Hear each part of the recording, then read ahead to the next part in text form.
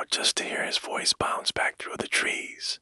The echo came, but it didn't sound like him. It returned slower, deeper, and slightly out of sync, as if something else had answered instead. Washington State is known for its vast, ancient forests, towering evergreens, heavy mist, and landscapes where sound behaves differently than it does in open land. Dense tree cover, uneven terrain, and moisture in the air can all alter how noise travels.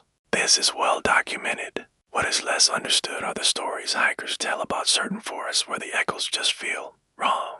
This story centers on one such place referred to by locals as the Forest of Echoes. It's not an official name, and you won't find it on any park map.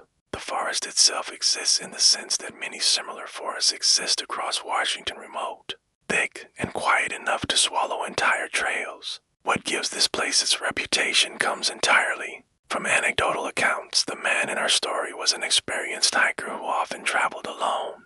He preferred off-season hikes when popular trails were empty and the forest felt more personal. On the day this story begins, the weather was typical for the region: overcast, cool, and damp.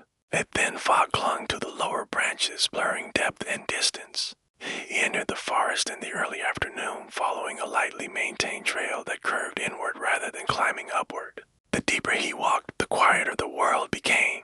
This isn't unusual in dense woods. Moss absorbs sound. Trees block the wind. Even the birds become sparse. For about an hour, he reached a stretch where the forest opened slightly into a natural bowl. The ground dipped, and the trees circled the space like a rim. He stopped to drink some water, and out of habit, he called out just a short sound meant to check how far his voice would carry. The echo came back almost immediately, but it didn't sound right. Instead of repeating his call clearly, the sound returned stretched and distorted, as though it was filtered through something thick. The pitch was lower. Timing was slightly delayed. He laughed it off at first. Forest acoustics can be strange, especially in uneven terrain. So he tried again, louder this time. The echo returned, but not exactly the same as before. It seemed closer, less distant, and it ended abruptly, cut short rather than fading naturally. That unsettled him. Still, he continued forward, assuming the bowl-shaped terrain was affecting the sound. As he walked, he noticed something else. His footsteps sounded inconsistent. Some steps were crisp and audible. Others felt muted, as if the ground absorbed them entirely. Now, this can happen on mixed forest floors where moss and pine needles alternate with packed soil. It is a logical explanation, but the pattern felt irregular enough to keep his attention. Eventually, the trail narrowed and curved sharply. He stopped again, this time to orient himself. The fog had thickened, reducing visibility to just a few dozen feet. He checked his compass. Everything seemed normal. Then he heard it, a sound behind him.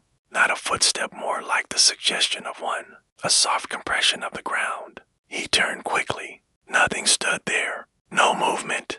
No animal noise. He waited. The forest remained still. He told himself it was just his own movement echoing back. Sound can reflect off terrain in confusing ways. But as he turned forward again, he heard it a second time, slightly closer. He called out instinctively. A single word meant more for reassurance than for communication.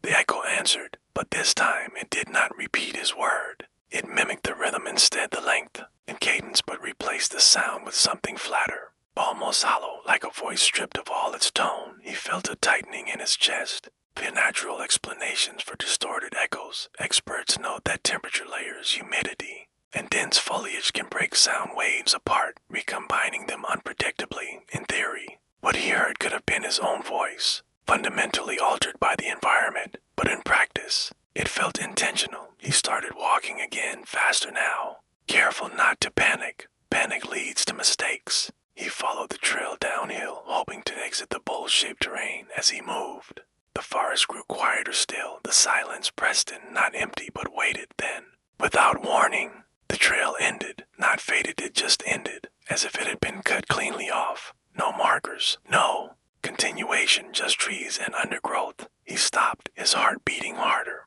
He turned slowly in a full circle, scanning for familiar shapes. Fog obscured everything beyond his immediate reach. He took out his GPS device. No signal. This can happen under a heavy canopy. It's documented, but the timing of it unsettled him. Behind him, the sound came again. This time it was unmistakable. A footstep, not his. It didn't match his rhythm. It was slightly delayed like an echo, but it was placed far too close to be one. He didn't turn around immediately. Instead, he listened. Another step closer. He forced himself to move forward, pushing through the brush, careful not to trip. The sound followed not consistently, but often enough to confirm a presence. Whenever he stopped, it stopped. Whenever he moved, it resumed. He decided to try one last test. He clapped his hands once. The echo came back. Then another echo followed it out of sequence. Two responses, one that matched his action and one that didn't. At that point, he ran. He doesn't remember the exact path he took after that. He only remembers fragments, branches scraping his arms, the uneven ground beneath his feet, the sound of his own breath loud in his ears. At some point, the forest opened abruptly and he stumbled onto a wider trail, one he recognized. Sound returned immediately, birds, wind. The distant rush of water. He did not look back. Later, he reported the experience to a park ranger. The ranger listened carefully and offered explanations, acoustic anomalies, disorientation, fatigue, all reasonable, all possible. But before the hiker left, the ranger added something quietly. "You're not the first to describe it like that," he said. "We tell people not to shout in certain areas. Echoes behave strangely there." The hiker asked if anyone had gone missing. "No," the ranger replied, "but some people come back changed, quieter. The forest of echoes remains unmarked. Trails are maintained. Hikers pass through without incident every year. Still, those who know the stories avoid calling out there, because some echoes don't just reflect sound. They listen." Thanks for watching. If you enjoyed this story, be sure to like and subscribe for more content just like this. Stay safe out there.